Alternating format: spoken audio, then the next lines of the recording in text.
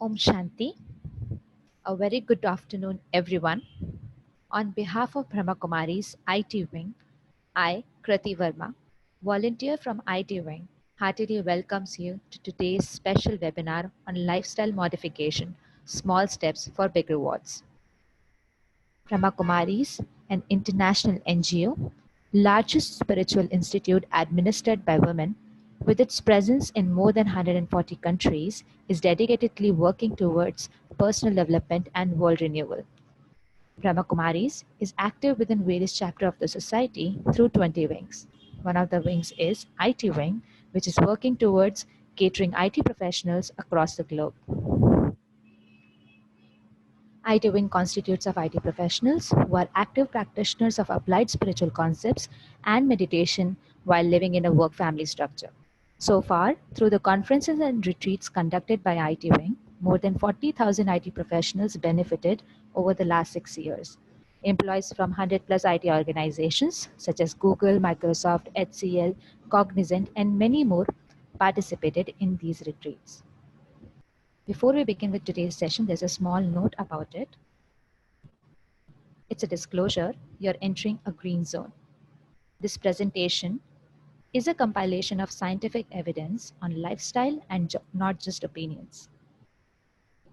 It encourages viewers to inculcate a healthy lifestyle but does not enforce a belief system or any particular way on them. It's your discretion to follow. Now, let me take this opportunity to heartily welcome Dr. Mohit. Dr. Mohit D. Gupta is currently working as Professor of Cardiology in GB Pant Hospital and Medical Superintendent of Cardiac Sciences.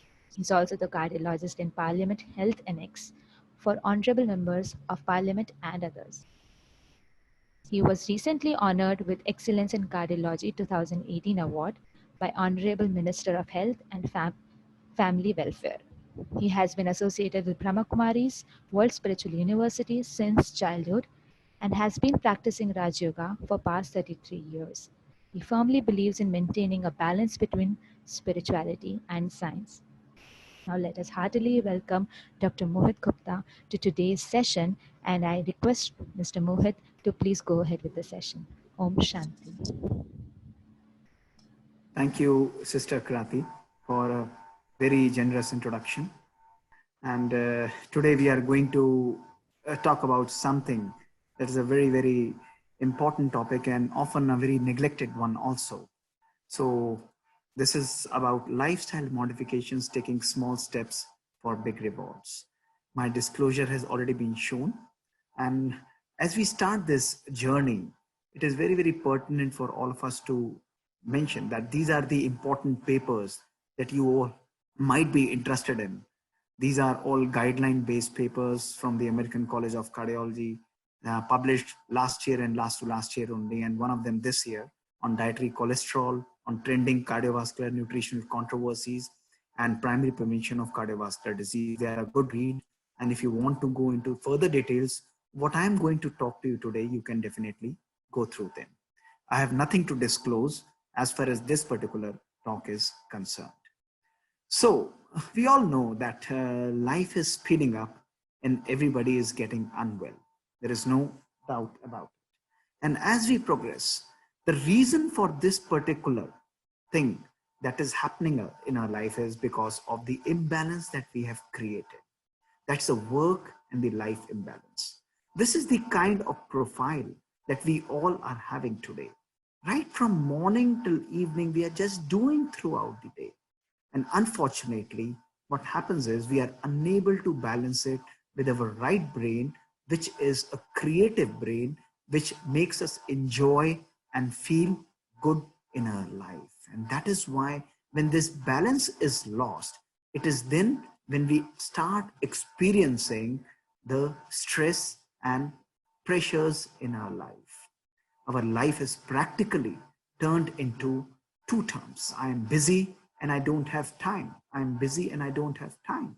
It is so much important for us to understand that as we go, the word disease is made of two words, dis plus ease.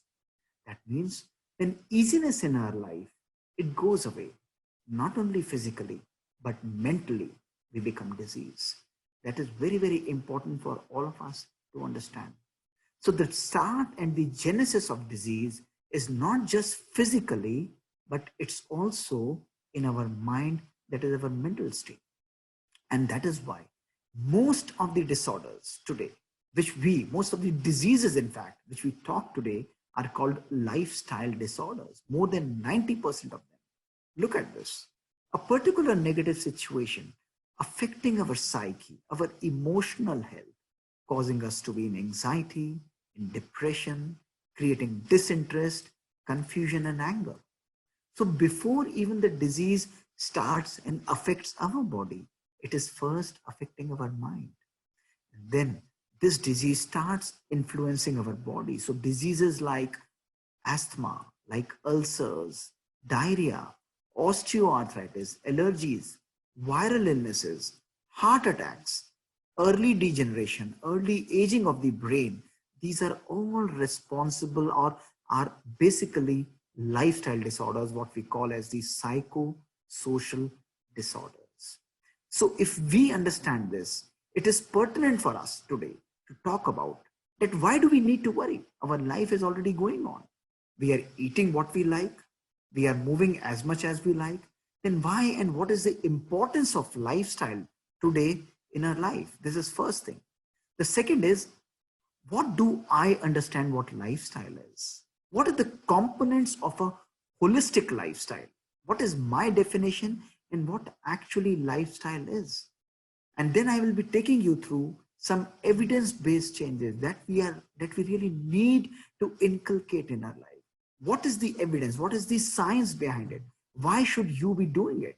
And then we will be ending up with a short and a beautiful creative meditation. So let us take another dip into the holy sea of webinars. And this one is a really unique one. That will be an eye-opener. This is definitely going to tinkle your mind, can raise some eyebrows, can raise more questions also. But let me tell you, I've honestly tried to knit down all the relevant facts, usable facts for your life so that your lifestyle can become very simple. And why? Because I have gone through this process myself, which I'll be sharing in the near future. So who is the biggest killer of mankind according to you? Is it the wars, the accidents, the calamities, or the diseases like one which we are even seeing today, the COVID pandemic? These are not the biggest killers of mankind. It's our lifestyle. 90% of all our deaths are because of the kind of life that we are living. WHO estimates that by the year of 2021, atherosclerosis, diabetes is going to kill more than 20 million people per year. It is far more than those being killed by the war, by the famines, by the AIDS, tuberculosis, and all other diseases combined. And that's a reason to worry. That's the first reason to worry. Look at this. 58 lakh people die due to non-communicable diseases, the lifestyle disorders like cancer, diabetes, and cardiovascular diseases in India. They account up to 70%, and now this percentage has gone up even more significantly. Look at this. It is consuming almost 40% of our global health expenditure. The lifestyle disorders are practically consuming 40% of our global health expenditure. That means if we are able to modify and change our life, we will be contributing to and also income of the country. Look at this. Most common 5 lifestyle disorders: diabetes, hypertension, heart diseases and stroke, diseases related to smoking and drug abuse, obesity, and another one, not the least one, is the stress, the psychosocial stress and anxiety that we experience in our life. In our country is the worst, amongst the worst hit countries by depression. 90 to 95% of our generation is experiencing some form of stress. Again, a very powerful and a very prominent lifestyle disorder. So having understood all these, cancer rates are doubling, heart disease is increasing by 34% in 26 years, diabetes is increasing, everything is going on haywire. And then WHO again comes up and says that India will be the capital, the leaders, at least in something by 2021, hypertension, diabetes, and CVD. Something that not at all is pleasurable, something that definitely not amuses me, something that really is a matter of great concern for all of us. So we all, none of us, it does not exclude any one of us, because there is some level of lifestyle dysfunction that is present in all of us, and we are heading towards a medical, social, and a spiritual crisis of catastrophic proportions, not too in distant future. Look at the present times, the COVID times, the anxiety and depression rising huge, 95% of the population almost getting the feelings of fear and anxiety. So already we are in the midst of the pandemic of emotions. So when all the things are going haywire, what do I do? The first thing is that we should try to take control of our life. I must understand. I showed you this statistics not to make you, have that feeling of fear and worry, but to make you concerned that this is the right time to take control of your life. Irrespective of whether you are obese or whether you are thin or whatever is your build, what is your exercise level, but there is a reason for all of us to be concerned and take control of it. Look at this. It has to become a priority in our life. If we don't prioritize lifestyle, our lifestyle disorders will take over. I will show you as we go ahead into further. Third, this change is not a one-day process. Oh, I'm not going to eat anything today. I'm on a diet today. I'll exercise for 5 hours today, and the next 10 days I'm not going to exercise. No, this is not going to work out for us. This change is a process. This is not a one-day event. I'll show you with my own experience that this transformation requires persistence, attitude, and perseverance. Very, very important. So you need to take control. You need to prioritize. We need to understand that this has to be a normal and a gradual change in our life. And then we have to create a balance also. Very important. If we think work is a priority, everything else is a priority, it's not going to work out for me. It's not going to work out for me. But we need to understand that this balance has to start in our life. And I'll tell you a reason for this. Look at this. This is shoot a picture, click my picture. Probably you would not recognize in 2001 from the Disneyland in Orlando. I'm standing with my friend. And at that time I was 96 kgs. I remember when I came back from US, one of my friends casually told me that, you want to become a cardiologist, you should also look like a cardiologist. And that was a day of 16th July 2001. And that thing really hurted me. That thing really, I experienced, oh, he's absolutely right. This is not the kind of personality that I should be having. I never joined a gym in my life. I've never consulted a dietitian ever, never. I just tried to modify simple things in my diet. I took up to a good exercise alone in my life. And from 20th July till 9th February, it took only 6 months to create this transformation. A totally new transformation. And it is not only a question of creating a small transformation, it's a question of persistence. And this is 1 year back, then you are able to maintain these changes and have still a balanced lifestyle. Why I am here in front of you today is because when I was this in 2001, I came back, I was suffering from hypertension, a young guy, not even 30 years, only 26 years, hypertension, borderline diabetes, non-alcoholic steatohepatitis, pain, lethargy, anxiety, liver enzymes elevated. Oh, should I be consuming medicines? No. And borderline thyroid also. As I practiced a good lifestyle, everything disappeared. Diabetes disappeared. Blood pressure went back to normal. Your health, you regained the same confidence, your agility, everything came back, and you're able to do the same things in a much more beautiful and a much more powerful way. This is the power of inculcating a healthy lifestyle. So what I'm going to share with you is my own experiences and simple tips that we need to practice to have a very beautiful life. Lifestyle is the way one lives his or her life. What you are eating, how much you are exercising, and what is your thinking pattern. Your ability to cope up with these stressful situations. Why it is important? Because these small changes will enable you to live your life much more beautifully and much more energetic. When we talk about life, it's not about just body. It's absolutely not just about this body. It has three important components.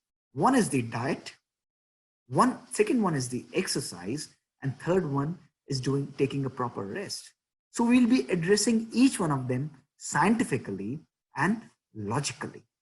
But when we talk about diet, we must understand that it's not only the physical diet, it's not only the diet of this body, but who is the driver of this body? My own soul, my mind, my thoughts.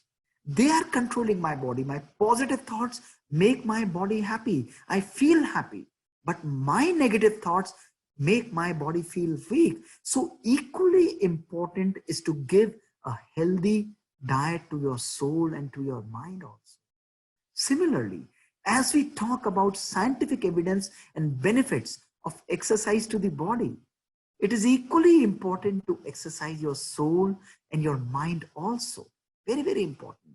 And as we give rest to our body, it is also pertinent and important to give rest to our mind. Very, very important. So let us start with a healthy diet. I'm going to show you some very interesting principles, very fine principles. What are the facts? Why am I overweight? It's about eating the wrong kind of food. Second, we eat the wrong type of calories per meal. And third, we have wrong eating patterns. So it could be any one of them or it could be combined. And in total, the calories that are going in should actually be less or equal to the calories that we are burning. And if that is there, then we are able to maintain weight. People, hundreds of people come to my OPDs and outpatient department who are obese. Doctor, please give me a pill so that I get thin. And I always tell them for last 2 decades that your food is more powerful than any weight prescription losing pills. It is your food that can make you either thin or fat. So it is important for us to choose the diet that we are having. Why do we lose weight? Improve your physical appearance. I felt very happy. The moment I lose weight, I'm more energetic. Scientifically, it decreases the risk of breast, uterine cancer, colon and prostate cancer in men. It decreases the risk of gallbladder, osteoarthritis, gallbladder diseases, stroke, and cardiovascular disorders. So everything, almost all the disorders, you have a healthy lifestyle, is going to give you benefit. And very important, if you gain 1 kg of weight, that means your body has to form 3 kilometers of additional blood vessels to deliver that blood. Imagine 1 kg and 3 kilometers of all these vessels have to be increased to deliver that blood. That is the importance of maintaining a good weight. So let us understand some scientific facts. Fact number 1 from Circulation 2019. Plant-based diets along with fruits, nuts, vegetables, legumes, lean vegetables, soluble and insoluble vegetable fibers, they are definitely associated with almost 20 to 30% decrease in mortality and death. The Predimet diet, the Mediterranean diet, which was carried out again and published and now included in most of the guidelines, it showed that if we are having pro-vegetarian diet, that means the patterns are, more vegetable consumptions versus the animal consumption, then it leads to significant mortality reduction. 41% decrease in mortality with a pro-vegetarian diet. This is all science. Look at this. The Adventist Health Study 2 cohort, they compared the animal versus the plant protein. When they analyzed, 61% increase in death was observed with the meat protein. So what meat we are consuming as proteins, they had 61% chances of higher mortality. And what they saw was replacing meat with nuts and seeds, that is plant proteins, leads to decrease, 40% decrease in mortality. So study says that meat protein is unhealthy, but proteins from nuts and seeds is heart smart. These are all facts. And last important factor, study from the US healthcare professionals. Plant protein was associated with the reduction in mortality of 10% every time when 3% of your energy is replaced by plant protein instead of animal protein. So this is the data that we have today to say that our diet should be a smart heart diet, a healthy diet, a colored, vegetable and fruitful diet. 3 to 5 servings every day, preferably, invariably, always before the meals. Remember this, what I'm speaking, fruits, vegetables, salads before the meals, not after the meals. Preferably 3 to 5 servings, and preferably at least before the evening. Fruit should be avoided in the evening. And in case, if you need to have fruits or light vegetables in the night, then a preferable fruit is a papaya or an apple or something like that. So all your diet, all your vegetables should be a mix of every kind of vegetables. Spinach, broccoli, seasonal vegetables as we typically speak in India. All kind of vegetables and fruits should be combined whenever you are having salads of everything, of the whole thing. What are the things that you should be avoided? Simple carbohydrates like refined flour, white bread, white pasta, limited consumption of maida. All these are devoid of fibers. They increase our triglyceride levels and acutely increase our glucose levels. So these are the things which should be consumed in minimum. Remember, I'm never saying avoid anything. I consume everything that I'm mentioning today, everything, but I average them out. So minimum means less. It does not mean a zero. So a healthy lifestyle, a healthy food is not just complete abstinence of anything. No, I'm not going to eat sweet. I'm not going to eat this XYZ diet. No, my principle is balance everything, burn out everything, enjoy your food to the fullest. If I'm an hypertensive, should I limit salt? Yes. Would you love to have a food which is without a salt? Absolutely not. So it's a J-shaped association. Remember, more than 2 grams of salt consumption leads to higher death. So even for hypertensives, you can have normal salt in your diet. When I say avoid salt, what are the things that you should be avoiding? Tinned juices, fruits, sauces, chutney, and anything that contain preservatives. That is very, very important. They are very harmful. Namkeen, papad and achar they consume, they have huge amount of salt, so limit them in your diet. Avoid sprinkling salt over salads and fruits. Many of us are in habit, we will sprinkle that salad or salt over our salad. That's an extra salt consumption. Avoid that. Avoid salty salad dressing. You do them and consume normal diet, you will be healthy, I promise you. That's very, very important. So never get misguided by those salts like, low sodium salt, XYZ salt. These are all promotional gimmicks. You should not get lost by these marketing gimmicks. Remember, listen to what I'm saying today is all salts, irrespective of the kind of salt, whether it is rock salt, XYZ salts, people are promoting different kind of salts. There is enough evidence, which I have personally reviewed also, they are invariably almost normal. They have the same components until unless they are specially iodinated, they are specially energized with certain vitamins or minerals. Rest all salts are practically giving you the same benefit. So what about if I like French fries, donuts, samosa, kachori, pakoda? This is something that is bringing salivation right now in my food. Oh, I love to enjoy. I don't mind eating a samosa. I don't mind eating a kachori. But if you ask me to do it thrice a week, if you ask me to do it twice a week, I would refrain from doing that. I would not suggest you to do that. Reason I'll tell you. It's not harmful to consume them, but most of the time when we go to the restaurants, Many of you, when I go to the malls or, for some kind of shopping, I see people are buying those half-cooked samosas, half-cooked, those potato wafers, which you are supposed to bring back to your home, keep them in a deep freezer. They are already half fried. And when you are asked, you are again deep frying them. And that is where the danger starts. You are making your food very tasty, but you are making your food poisonous. High total mortality and cardiovascular death because you are showering your food with trans fats. Remember, whenever you go to eat something outside, people are keeping the food half cooked. That is disastrous. And not only they are refrying the half cooked food into the same oil, and that is double bullet into your heart. Very, very harmful. We should refrain from these things. I love sugar sweetened and artificial sweetened beverages. Remember, occasional consumption of this. It's been almost 5 to 7 years. I have not consumed a tinned juice in my life. Off and on, I take a Coke or a soft drink.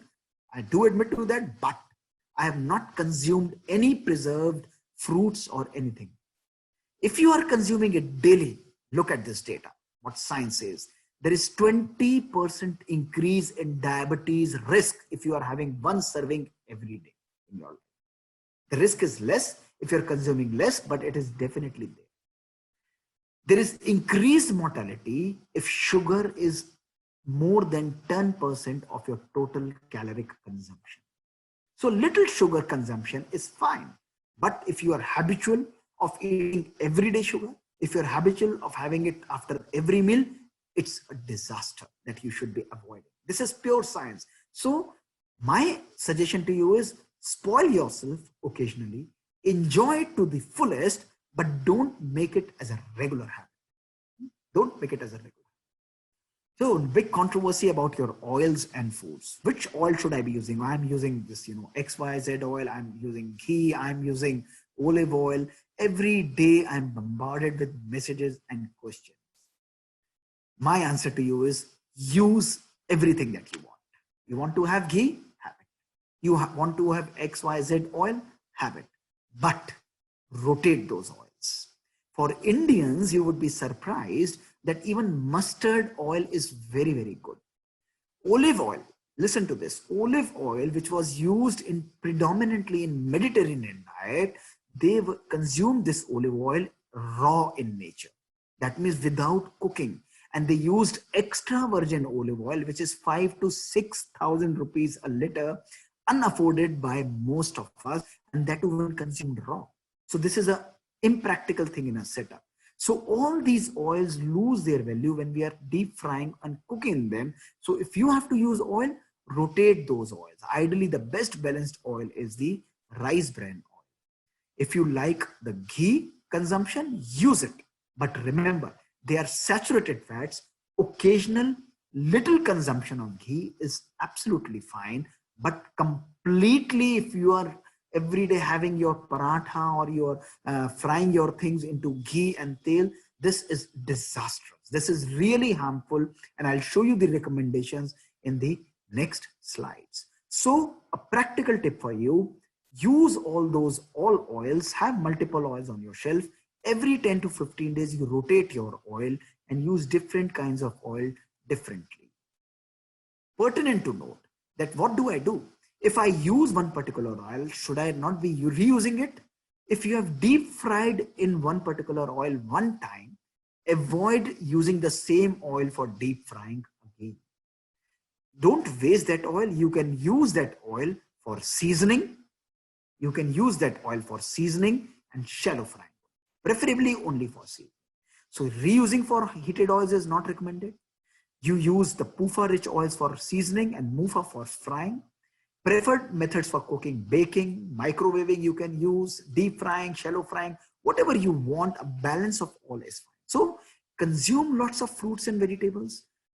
Yogurt is very, very important in our diet. It contains natural emulsifiers, natural bacteria, especially the homemade yogurt. And this is one thing that we all should be consuming in our diet. So these are certain practical tips that we all need to have. Use preferably warm water.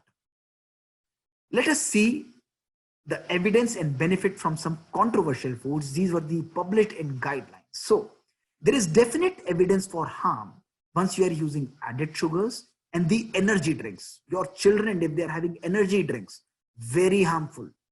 Blood pressure increases, platelet aggregation, and they are at the risk of sudden death and arrhythmia. No energy drinks at anybody's home from now. Please, my humble request to you, absolutely refrain from having any kind of energy. Third, dairy products, saturated fats, preferably they should be avoided, but if you want to consume, have it regularly in minimalistic amount. Fermented foods and seaweeds, they are very good for your health. More and more data is emerging. Certain foods are going to give us definite benefit. These are like legumes. Consumption of tea and coffee is very good for health. For all those tea and coffee toddlers, it's fantastic for health, but the evidence is only for black tea and black coffee, not for a milk and a sugar mixed tea and coffee.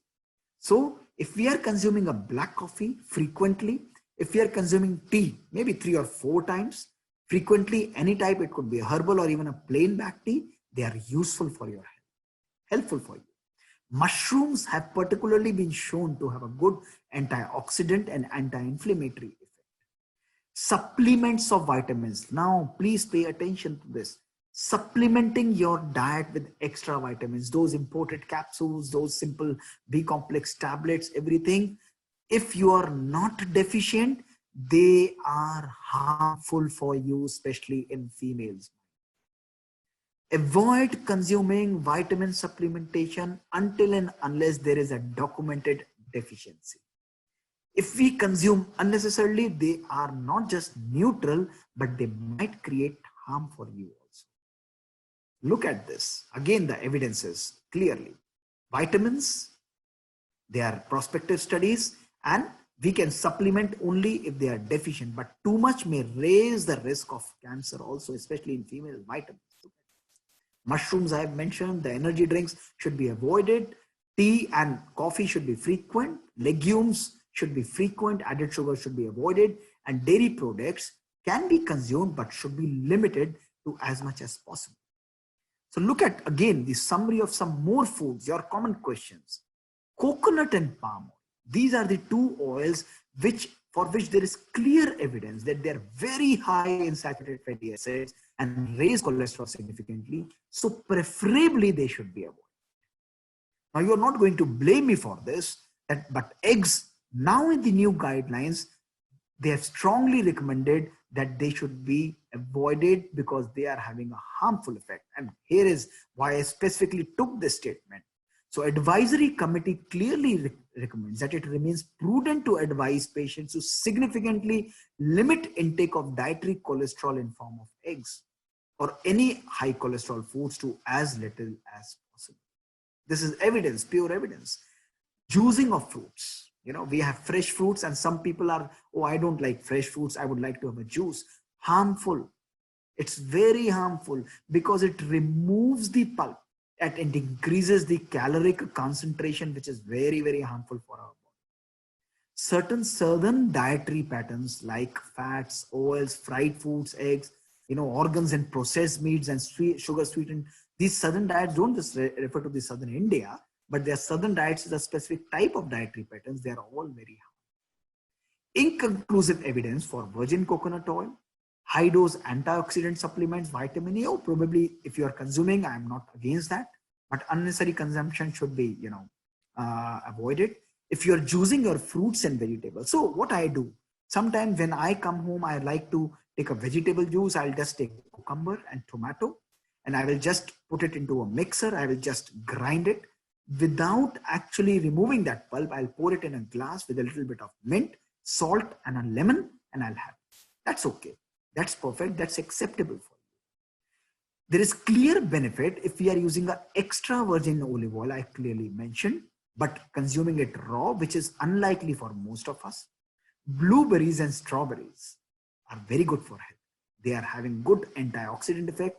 30 grams of nuts every day, but avoiding, it is very, very important is that we control the portion.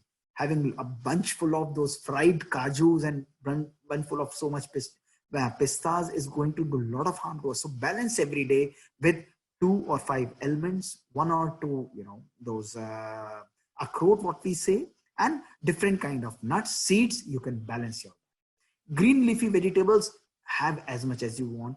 Plant-based proteins like and other legumes and beans, you have as much as you want in your. So this is an overview of what kind of diet that we should all be consuming, and this is the evidence. What I'm speaking is not my opinion. We have trials and evidences for what I'm speaking, and clearly now the guidelines have stated that these are the do's and don'ts that we should all be doing. Water is very important for us. 10 amazing reasons we should be having amazing amount of water, because we are 75 to 90% water. Our brain 80% is water. Our lungs are 90% water. Our blood is 85% water. Skin is water. Muscles are water. So much is the important to hydrate yourself every day. There's a formula for calculation also.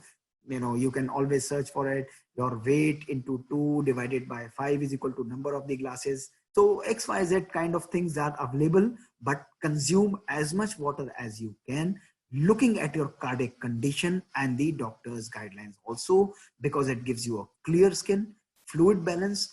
It is like a muscle fuel.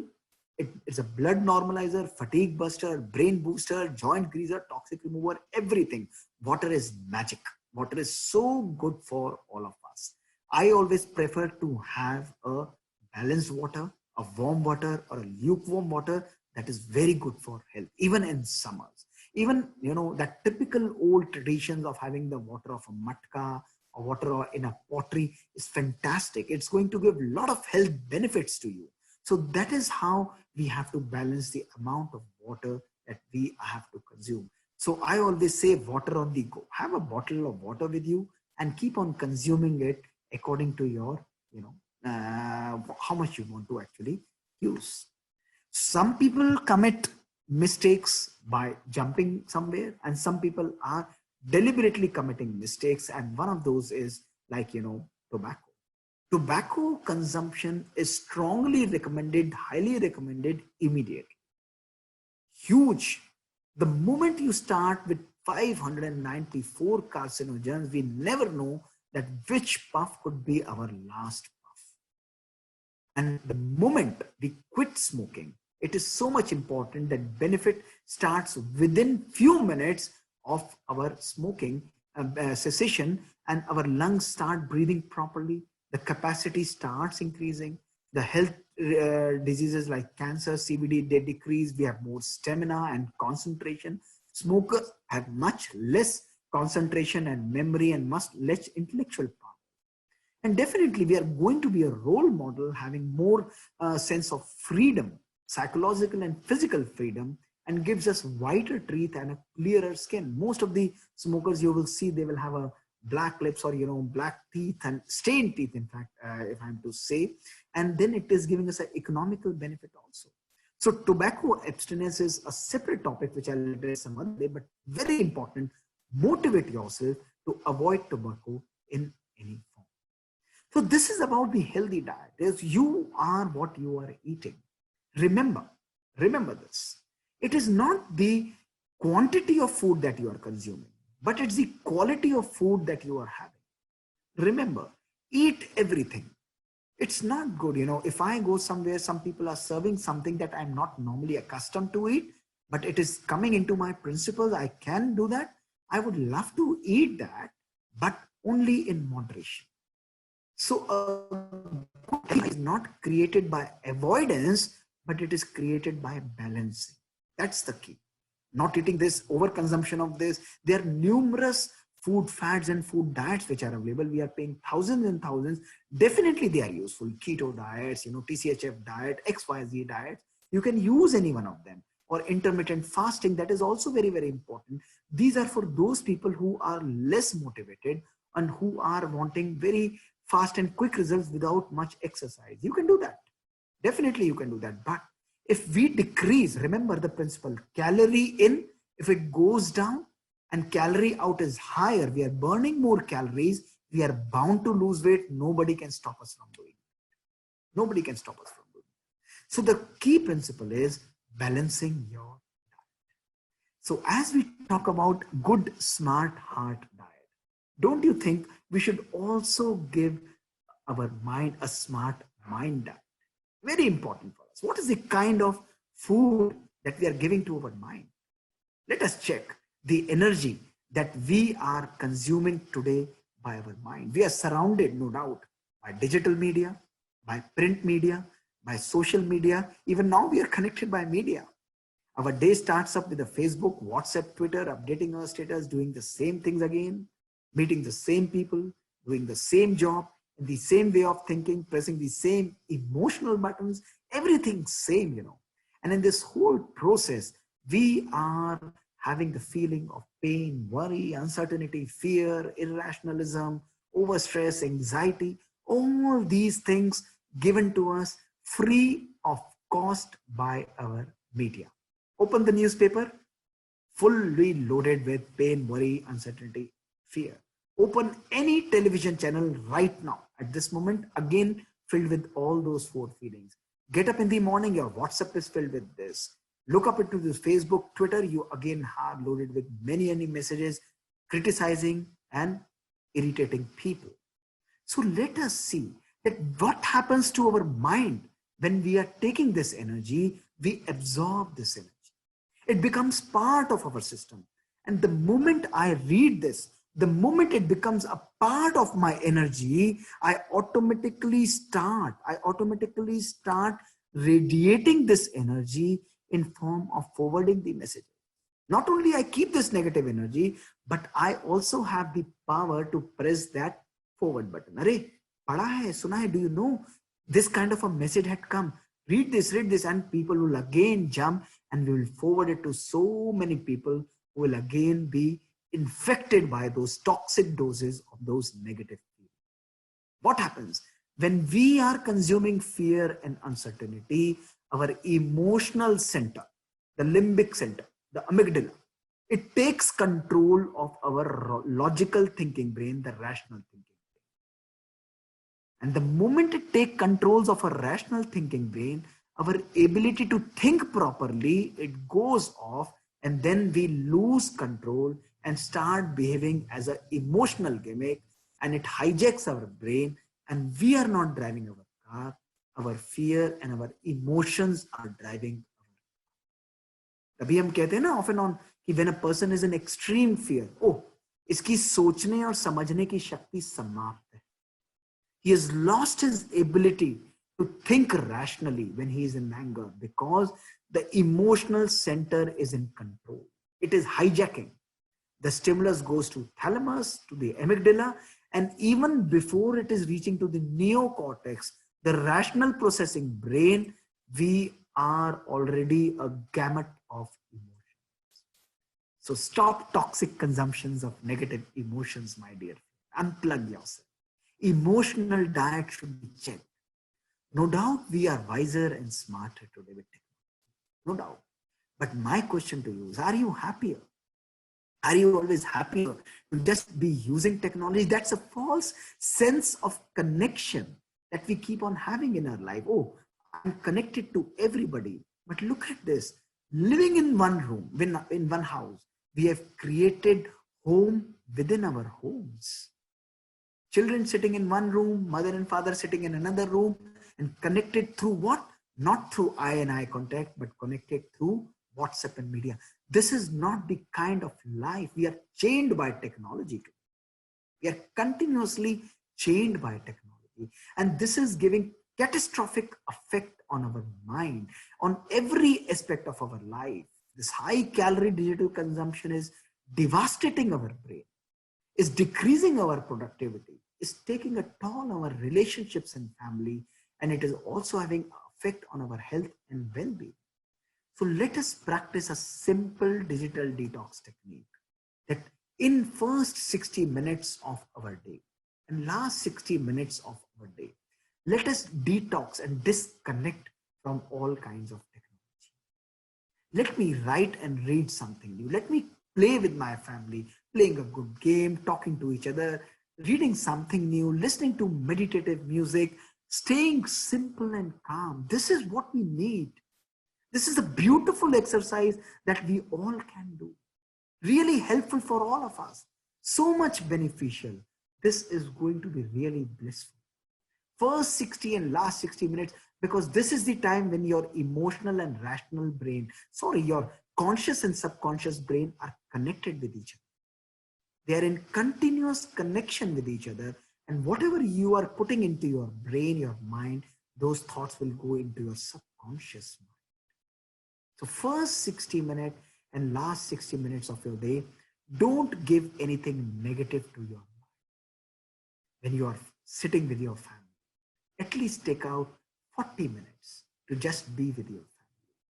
Merely the presence of digital technologies or digital world or this particular mobile, merely its presence within, when you are talking, when I'm talking to you, if I'm keeping this mobile right here in front of you, this will decrease the meaningful conversations by almost 25%. So avoid using all the digital technologies when you are talking to your children. Have a e-free dinner or have a e-free meal. When did you last have this meal with your family? Just enjoying, just being with your own self, and nothing digital. You're smiling naturally, connecting with each other. Look at the state of your mind. Whatever you are eating, it will give you so much power. So this is the first important lesson for our smart mind diet. And second, very important fact that I must tell you is energize your food and water. This is called nutritional psychology. It's not important. You may be having the most healthy food, like you see their plates. I checked, they have all healthy fruits and vegetables in their plate. But what is the energy that you are instilling into these fruits and vegetables? What is the energy that you are putting them? You are charging them. The water that is on the table, what is the energy that we put into this? It is that what is called as nutritional psychology. Eating a food, a healthy food. Oh, I'm eating this. I don't know whether this is really going to work for me or not. Pata nahi fayda hoga bhi ya nahi hoga. You are already making it emotionally and nutritionally weak. It may be physically very, very healthy, but emotionally it becomes very, very unhealthy. So very important for all of us is that your food and water has unique memory. Unique memory. That is why the ancient and the traditional wisdom of our own country, the yogic philosophy in our own country, what did we do earlier? They used to sit, they used to cook food in remembrance of God. The kitchens used to be clean kitchens, absolutely clean. Nobody was supposed to take even their sandals or chappals into their kitchen. It used to be hygienic completely. It used to be sanitized repeatedly. And not only this, whenever food and water was being consumed, they always used to energize that food and water by remembering God. Many of us do it even today, even for water as well as food. This is called because our food and water has memory. It has very powerful and emotional effect on our body and our mind also. Scientifically now it is well proven by Dr. Masaru Emoto, as I shared earlier in my last lecture also, that if we have negative feelings for water, look at this, the kind of crystal pattern. And once we have positive feeling for water, look at this, how beautifully the structure of water changes merely by our thoughts. Look at this, just by imagining somebody who is really bad, like, they thought of Adolf Hitler. Look at the shape of the water. And when they remembered Mother Teresa, look at the shape of the water, how beautifully changed into a diamond. Feelings like wisdom, thank you, truth, eternal, love you, peace, all these giving beautiful shapes to our water. It all is showing that your food that you are consuming, the water that you are consuming is having emotional energy. You are putting those emotional energies into those food and water. So that is why as most of the dietitians and most of the people teach you principles of healthy nutrition. Very important for all of us as yogis. To have a yogi life is not only to eat a good food, but also to eat it with good vibrations, energize it with good vibrations, and eat it with a healthy and happy state of mind. Consumption of food, even with negative feelings, oh, I don't know whether it is going to give me benefit. Cooking food with these feelings, mother's cooking food, I'm cooking a good food, but I don't know, my children don't eat this food, this is like this, they would always like fast food. You're already energizing your food with negative emotion. Very harmful, very harmful. Look at this, food grains, Dr. Masuru Boto. When you are saying, I hate your food, my food, look at this, how badly it is infected by fungus. Same source, same rice, same time period. And when you say, I love you, I'm thankful to you, you're energizing me. How beautifully your food is energized. It remains healthy, absolutely healthy. You are creating consciously the destination, the future of your food. How and beautifully you can energize your food by your thoughts. So let us do these two exercises for our smart mind diet. Understanding the nutritional psychology behind the food. Very, very important. My thoughts are very important, more important, in fact, than the food that I am consuming. Look at the energy that you are giving to your food and to yourself when you are consuming your food. So this is like, the law of attraction with water, positive affirmations and gratitude. Fill your food and water with positive affirmations and gratitude.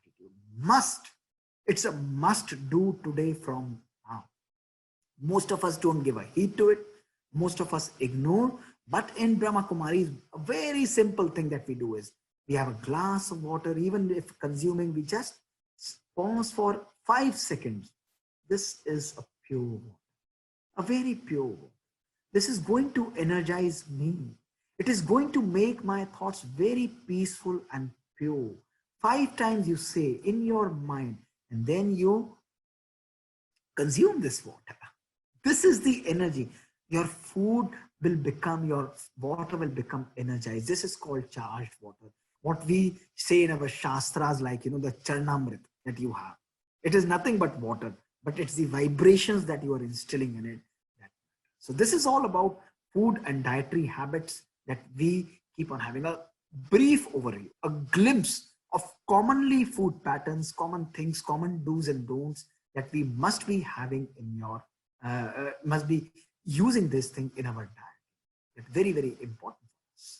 Second important base for our health is doing a good exercise. Very important. Some people say, oh, Doctor, I am already thin. I am a healthy person. Should I be moving? Some people say, I'm already doing a gym. Do I really need to move? Some people say, I exercise, Doctor, 2 days a week for 4 hours. I just sweat it out. I don't have time because I'm busy in my workplace. So let us see what science says. Let us not understand what I believe is right and what you think is right. Let us see what science is saying. So if you are doing aerobic and physical activity, there is significant decrease in heart attacks and significant decrease in death. If I am to summarize as a cardiologist, 1 hour of exercise every day means you are increasing your age by 1 hour every day. This is pure science. Note it for your life. If you want to increase and live longer and healthier, you exercise for 1 hour every day. Healthy exercise, not just moving on the couch. Resistance exercises, muscle building exercises are important. Many of us say, oh, why should I be doing weights? No.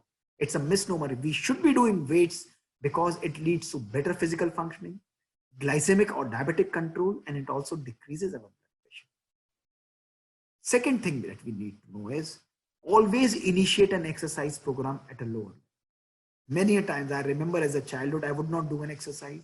And one day I would run to my mother with that weight. So I showed you that picture, 80, 90 kgs. I would say, I'm going for an exercise. I'll just sweat it out on a treadmill. And I'm just sweating. I'll again have a similar kind of food, which will completely neutralize my calories and not maintaining a consistency. It's of no use. Last thing is, no matter what your age and physical ability is, starting an exercise program according to your capability is a blessing. It's the best thing that you can do to your health and to your brain. Facts that you must know is shorter duration of exercise is equally beneficial. It's not that you must be doing for 20 hours, 10 hours, 2 hours, 5 hours continuously. But people who exercise for 15 minutes and they get busy, who again take time for 15 minutes of break, again exercising, it's equally beneficial because accumulated exercise of more than 150 minutes per week is important. Focus should be on total accumulated exercise. There is very diminishing evidence of doing a very high levels of exercise. Some people exercise for more than 3-4 hours a day. It's of very less incremental. Sedentary behavior is worst cardiovascular outcomes, very bad cardiovascular outcomes once we are having a sedentary lifestyle. So myth is exercise is only for overweight? No, we all need it. Muscle strengthening has no benefit? No. Mechanical loading on skeletal muscle will increase the bone formation, decrease the bone loss, and decreases the diabetic chance. How should we be doing it? Move. Get moving. 30 to 40 minutes every day, 5 days a week, preferably in the morning, moderate intensity walking. So you would say, what is good walking for me? A good walking for you is when you are not able to talk to yourself or the person who is walking to you or on your mobile comfortably. That is good walking. A good walking is that in which you are trying to run after a just started moving bus. This is very, very important. Muscle strengthening should be done at least 2 times in a week. Not every day, but do it 2 times in a week. If we are not doing muscle strengthening, we are losing 2 pounds of muscle every year and it is replaced by fat. So that is why muscle strengthening is very, very important. Accumulated exercise, more than 150 minutes per week, is more important than a single spurge or single surge of exercise. In this COVID times, it is very, very important for us to understand that those people who are having a very good exercise schedule, even when they are in their homes or when they are just minimalistic moving, they are having a better immune function. The ability of the old people to fight the corona or this COVID times and even the other allergies, it totally depends on how strengthening or how powerful your immune system is. And that in turn is strengthened by the exercise that you are doing. That is why you see people of 100 and 110 years, 90 years fighting the COVID and coming out healthy. Why? Because their immunity is very powerful. Very, very powerful. Exercise also reduces the risk of respiratory viral infections. It also improves significantly the immune functions, and the acute moderate exercises stresses the immune system less than the prolonged high intensity session. So important at these times is to moderate exercises, not stress yourself with a very high burden. Exercise has some benefits on our brain health also. Very important for our brain also. How? Look at this. The blood flow to our gray matter increases. The moment we exercise, the flow to our brain will increase. And when the blood flow to our brain is increases, look at this, the hippocampus, a brain part which is associated with learning and memory, it grows in size. It grows in size regularly, irrespective of your age. So if you are moving continuously every day in your life, your ability to learn, your ability to be active, your ability to memorize things will become much better. It improves the memory, the attention span, and your decisiveness again because of your hippocampus. It prompts the growth of your nerve cells, and it also improves our ability to do and handle turbulent situations simultaneously. Very nice. Happy hormones in our brain like dopamine, endorphins, and kephalins, all these things are increased significantly. All the happy hormones, if you want to be happy, that kick continuously comes by exercise. All these hormones will start increasing significantly. And also when you exercise, your calming hormones like GABA, they also increase in production. So there is a lot of scientific evidence that your brain loves the gym. That gym is not that typical gym, but it's walking. You would ask, how did I do it? I just do powerful, good walking. I remember when I lost from 96 to 66 kgs or 30 kgs in 6 months, it was a good journey of walking, jogging every day, and simultaneously balancing it with a very healthy diet. No gym, nothing. Absolutely. I just used to do a lot of walking with my parents. I was at that time young. All of our family used to go to the park in the university and have those rounds continuously. So not only you are connected to nature when you are out of that environment, that false sense of connection of having an iPod or a iPhone or a phone and that watching a movie and doing exercise. It is much less beneficial as compared to when you are out into the nature. Even today, I go out into the nature surrounded by trees if it is possible. And even if you have a small park, just go out and take a stroll in there. If you don't have it, doesn't matter. Walk in your home. Try to find and design a good exercise program for your own health. So a lot of changes are happening. Again, the same things, endorphin, the serotonin enhancing mood, all these things are happening. The brain derived neurotrophic factor is increasing. It decreases the ability of the death of the neurons, and repairing ability of our brain significantly increases. All these neurons, their ability to generate themselves is very, very high. So when we are exercising, it is doing a lot of good. It is also directly having influence on our success. A study in 20 students, 20 children, when it was done, when they are sitting quietly, look at the brain activity, but moment they are having a walk and they are moving, look at the brain activity, it gets active. And when these children are followed up prospectively, all these children who are going out to the nature, exercising every day, their cognitive development, their scores, their academic performance, their classroom behavior, and their attendance, all these 5 parameters were significantly higher, significantly better by exercise only. So this is the importance of exercise in our body. And I strongly say, I'm not asking you to run. Remember, the golden rule is if you are 50, 60, 70 years and you're watching this program, it doesn't mean that you start competing with a 20-year-old child. Not at all.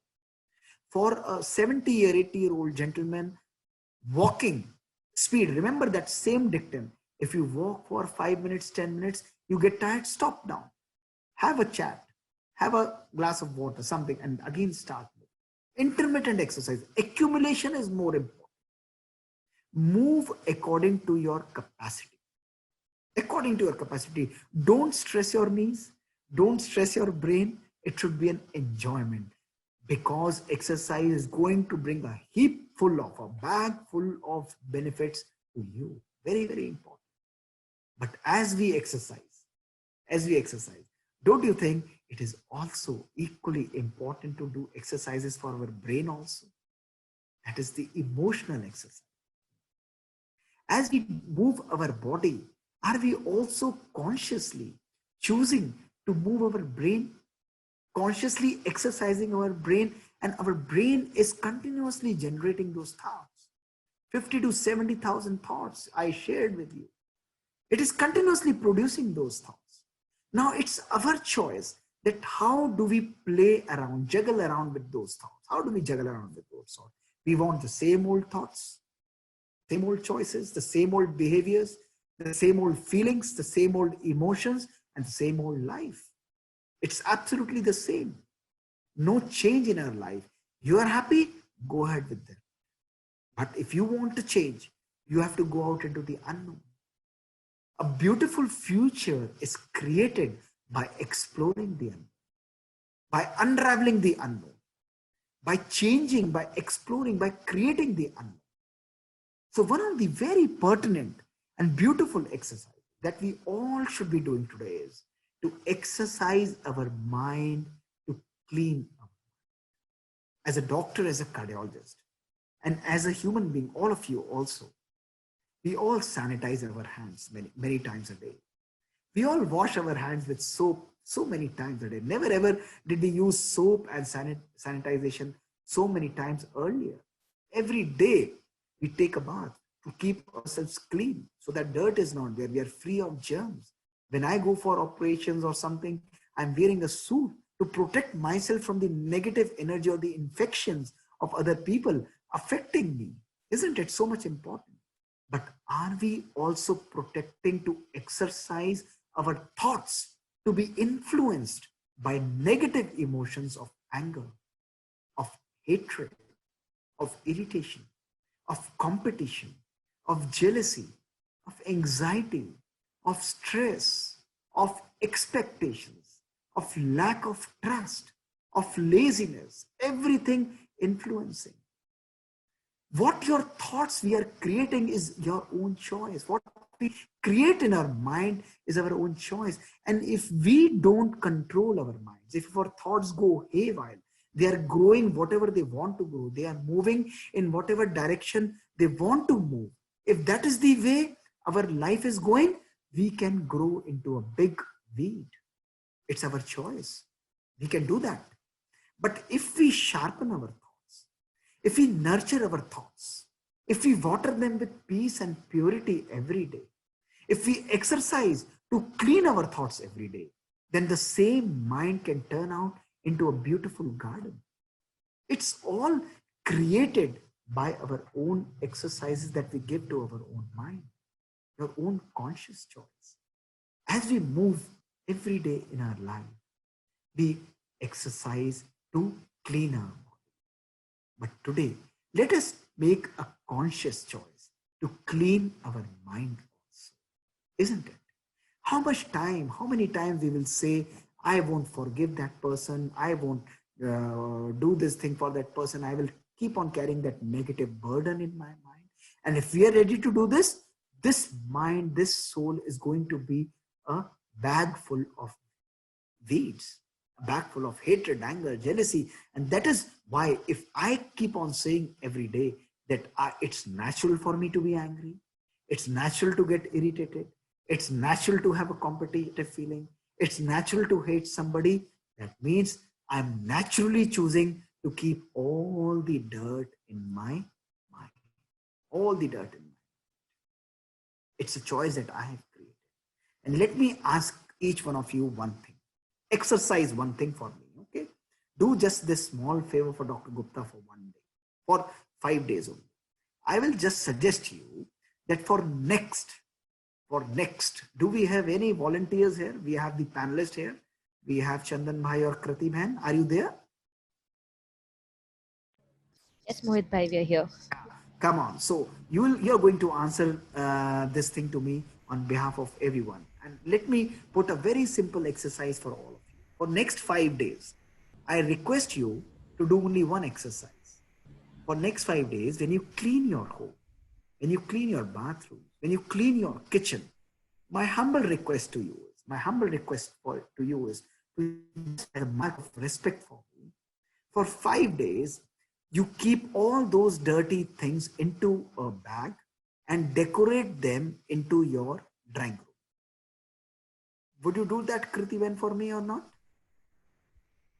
For 5 days, all the dirt that is coming out of your home, you decorate that, collect that, not throw that out, and decorate that into your drawing room. Are you ready to do it? Yes or no? No, not at No. all. Okay, special discount for you. You are a panelist. Can you do it only for 2 days? I won't. You Mohit Bhai, won't. sorry. So no, nobody is going to do this, So this is natural. We want to clean our homes ourselves every day, but we are not ready to exercise to clean our mind every day of these negative emotions. How is it going to work out for us? If these kind of feelings are regularly there in our life, they are very harmful. They're going to create turbulence. They're going to really harm us. Anger, irritation, hatred, jealousy, competition, criticism, complaint. All these feelings are so harmful for us. Let us exercise to clean our mind every day. Teach loving, to create acceptance, compassion, and appreciation. To understand everyone. People are not wrong, people are different. People are doing things in a different way. Even if they are wrong, let me appreciate in a gentle way. Let me have that feeling of non-judgmental awareness, detaching and analyzing that situation in a very beautiful and proper way. Let me first accept before I give teaching to everyone. If I am able to do these exercises, your life will become a joy to live in. This is the time to hold hands, my dear friends, and not grudges in your life. And the last thing that we come to is sleep, rest. While sleep and rest is a biological necessity, no doubt about it, we all need to have an appropriate sleep. 7 to 8 hours in adults, probably 6 to 7 hours, somebody says, and in children and teens, it is more important to have 8+ hours. The moment our sleep cycle is set at night, it's the generation of melatonin, the release of melatonin that puts up to sleep. But most of us, many of us, not most of us, many of us are reversing our sleep cycle, not sleeping on time. I used to do it in my life so many times. It was just creating burnout. Reversing that biochemical release is really harmful. 1 in 3 adults today are not getting enough sleep. If a common myth is that I can catch up on the sleep lost during the week at the weekend, this is wrong.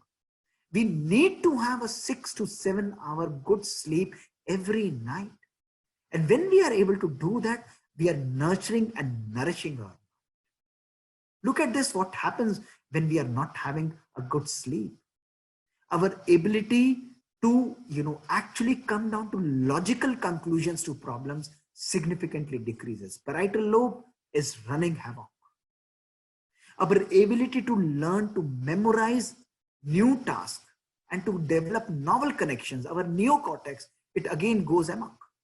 It is not in control if you're not sleeping properly. That is why if you have had an improper sleep, your memory will not be giving you a good companionship. Your language will be slurred. If you're tired, you might be very, very articulate, but there is some level of lack of articulation. Your speech will not be the way you want. Temporal lobe, again, starts misbehaving with us. Your prefrontal cortex, your judgmental ability, your ability to have that visual impression, that is very, very important. Again, that also loses its complete capacity. And your frontal lobe, the ability to do creative things, lack of focus, all these things are completely, seen. The frontal lobe is also not functioning properly when we are not having a proper sleep. So impaired cognition, you talk about symptoms of depression. Look at the children staying up late in the night, and forget about children. We are also busy with this mobile. Late at nights, busy with the mobile, WhatsApp, Facebook, continuously connected, continuously. And suddenly there is a surge that comes. While using this mobile, we go off to sleep as if, no, I am not tired. Not going to do any good to you. Lack of sleep, the melatonin decreases when you are exposed to light late at night. Remember, this is called the blue light effect. The blue light effect. A decrease in melatonin disrupts the estrogen production, and this leads to breast cancer in females. Similarly, heart disease increasing, the weight gain is significantly higher. Diabetes risk is higher. The stroke risk is higher when we are sleeping even less than that. Anxiety is higher, everything. So sleep is a biological necessity and we must be doing it. Simple sleep hygiene guideline here. Don't take stimulants like coffee before sleeping. Avoid obsessive watching of televisions or serials at least 1 hour before the sleep. Switch off the devices. Or if it is really necessary, switch off your social media and keep your mobile just for some important call next to you. That's fine. Keep your bedroom dark and reasonably comfortable. Not luxurious. It is not needed to have a luxury bedroom. It's needed to have a comfortable bedroom. Comfortable. Very, very important. Avoid sleep naps. If you are not able to fall asleep at night, then go out, move. When you feel fatigue, again go on to a bed and then sleep. Meditate before you are sleeping. Always practice gratitude. Write something good, read something good, because you're giving positive thoughts to your subconscious mind and you come at most calm. That is a beautiful time when you're connected with your own self. You're giving powerful thoughts, that thankfulness feeling, that compassionate feeling, that feeling of gratitude. Writing something nice, reading something nice is very, very. So maintaining a regular sleep schedule is also important. Reversing the sleep schedule is really harmful for all of us. So these are simple guidelines if we need to follow to give good rest to our body.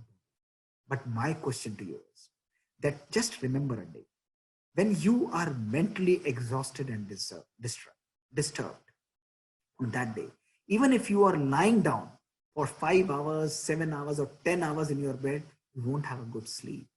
But remember a day when you are really happy, you do something good for somebody, you're coming home, returning home after doing something benefiting, something really, doing something really happy for somebody.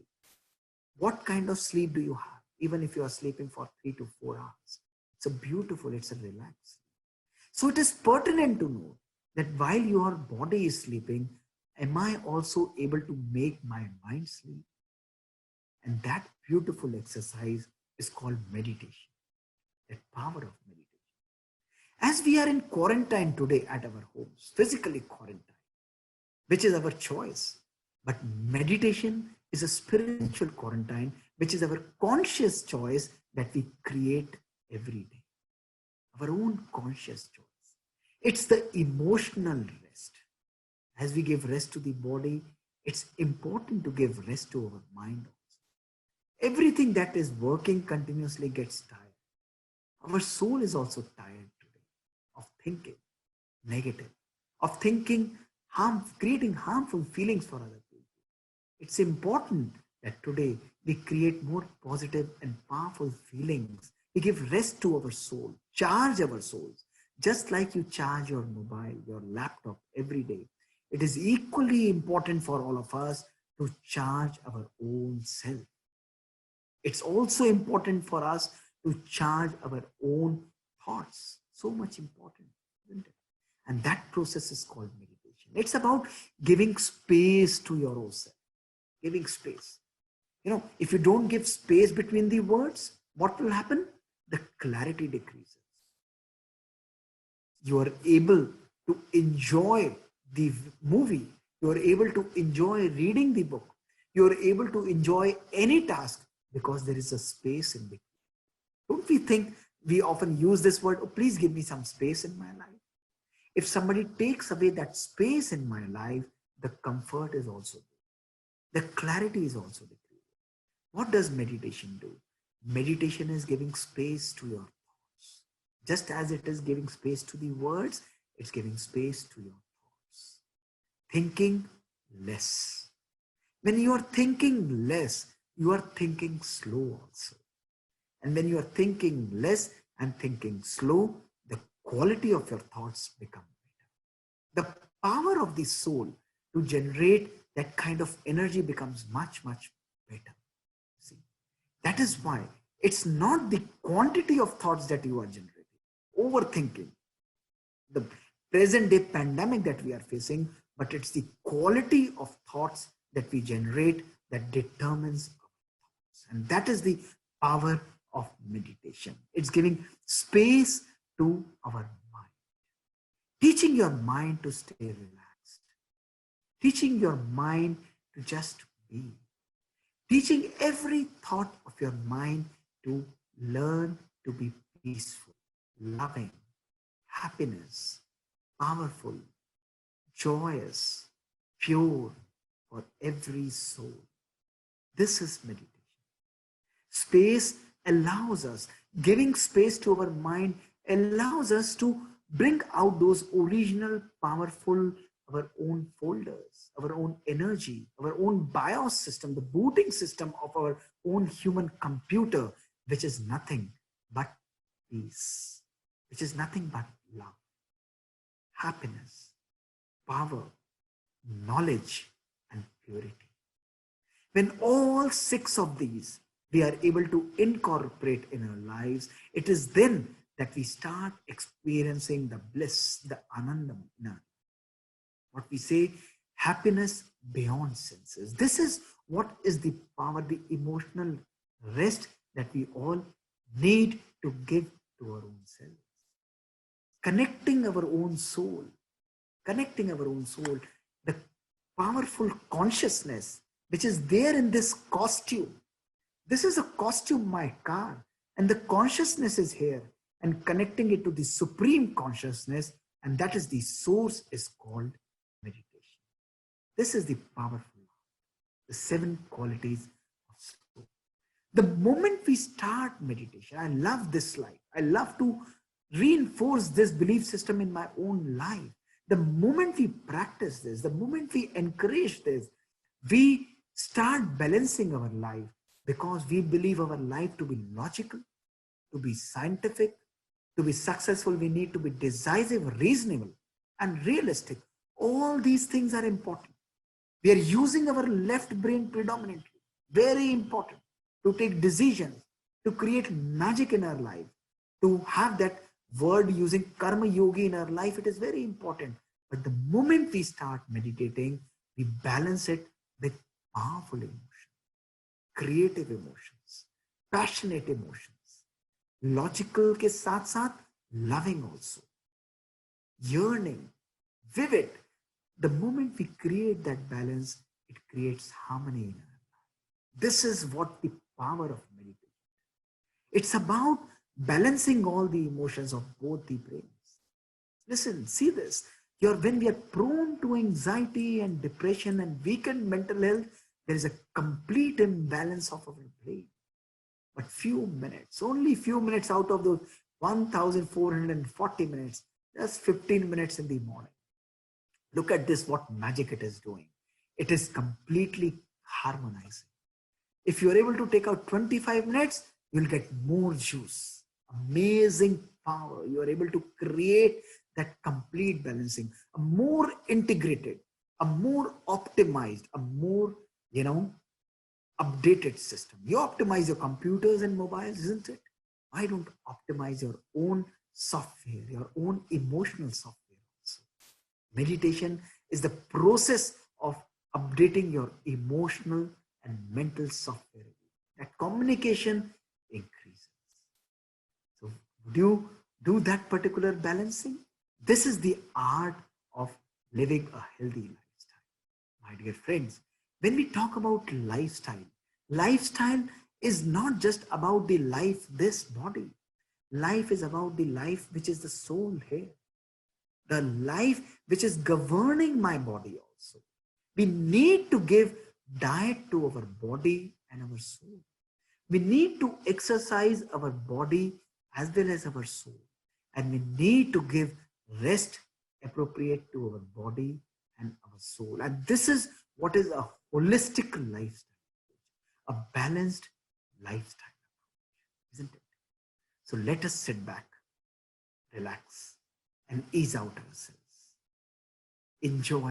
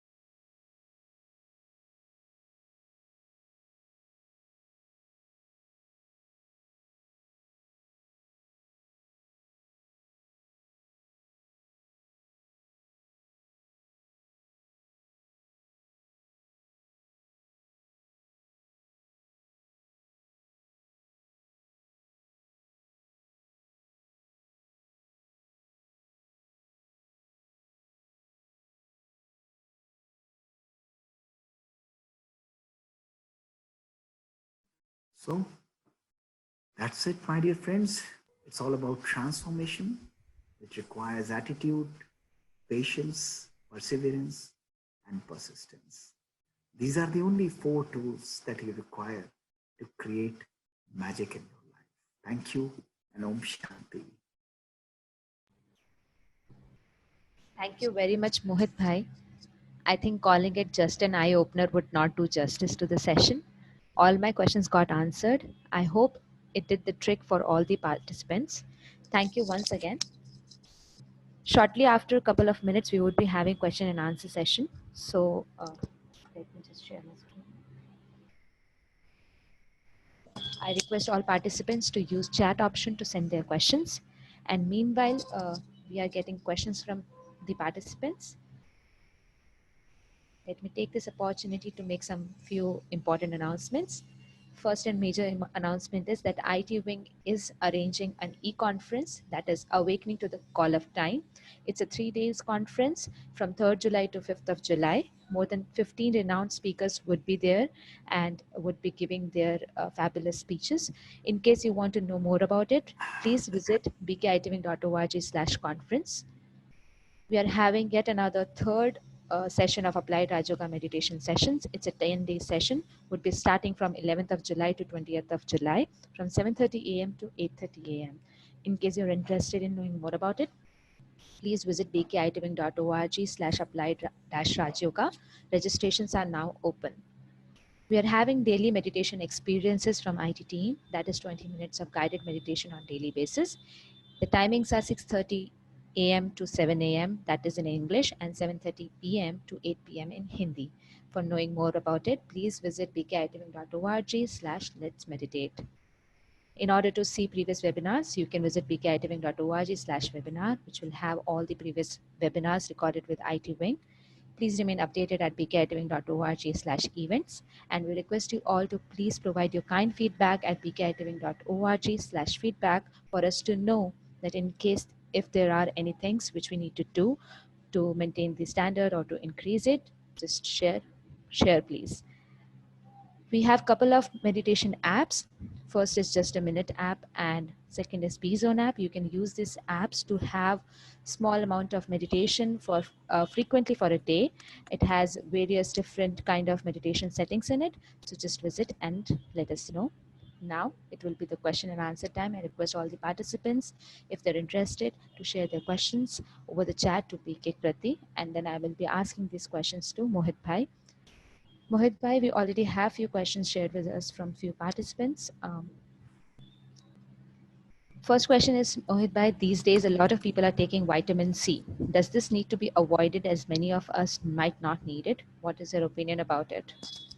My strong recommendation is that in present times, you should all be consuming extra amounts of zinc and vitamin C, particularly because these both are known to increase our immunity, our resilience power, and body's ability to fight any level of viral illnesses. So consume as much amount of vitamin C.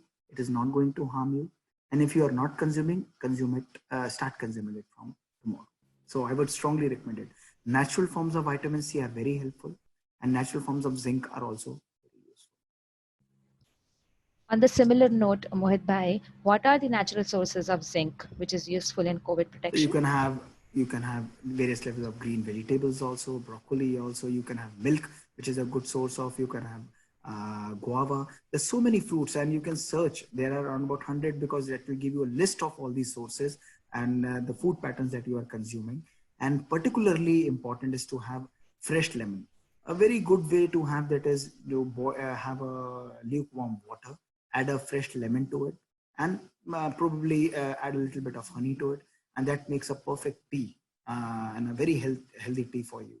And you can, if you are okay, you can have a little bit of dalchini along with that, and also haldi in it. So this is the typical kadha that has been recommended today as a immune system. So there are various ways in which you can prepare, and sources of vitamin C, vitamin B12, and zinc particularly.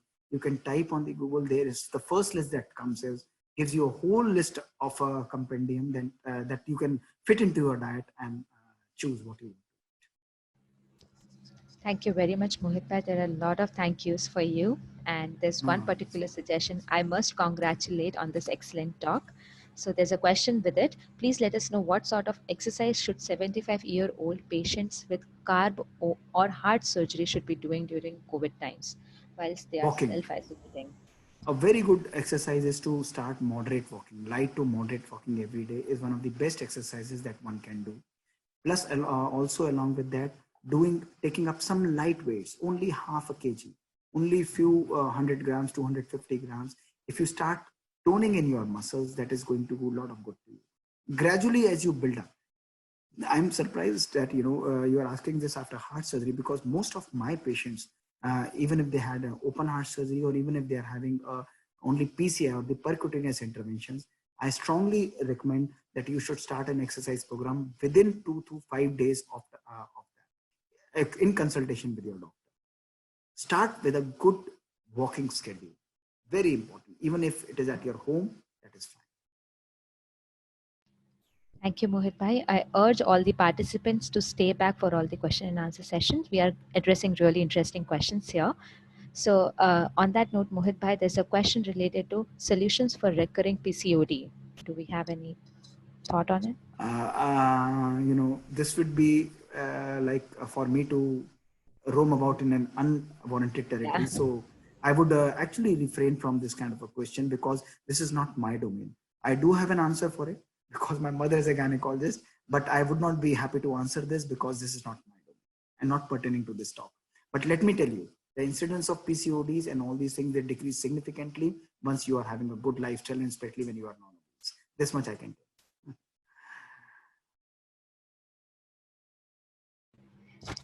Thank you, Mohit Bhai. There's a question about opinion about keto diet. Do we have any opinion on it? Very good diet, very, very stringent diet, a diet which requires extreme level of monitoring. This should either be coming from a mother whose child is taking a keto diet. Very rare to come out from a person who's actually having a keto diet, because I have faced this question so many number of times. So if you are not happy with the kind of solutions that I gave you, if you are not happy with the kind of solutions to lose weight the way I did, probably keto diet is one of the good ways to do that. There are other also good diets along with that, but remember, keto diet requires persistence and very stringent monitoring. And long-term persistent on keto diet is very, very difficult. But because it has so many do's and don'ts, which you know, which I should not be discussing here. So it has to be carried out under the supervision of a very expert nutritionist, and not just Google search or a XYZ engine search and just start it. Thank you, Mohit Bhai. Would you be able to take few more questions because we are already above time? Yeah, please go ahead. So there's another question. I'll take it. So somebody has asked that how should we calculate the number of glasses that you should be having every day? So it's very simple. You have your weight in pounds divided by 0.67, and that is equal to the ounces of water to drink per day. And if you divide it by 8, that will give you the number of glasses. And this is very easily available on the internet. You can check. But recommendation is to have at least 2 to 3 liters of water, and that is going to do a lot of good. Thank you, Mohit Bhai. Mohit Any Bhai, other questions? yes, just one more. In recent times, there is stress on vegan diets where milk and milk products are to be avoided because they are usually flooded with a lot of hormones. So, what are your thoughts on Which that? diet you're talking about? Vegan diet, no Vegan milk. diet, okay. Yeah. Very good. If you can follow a vegan diet, it is very good for health. There is no doubt.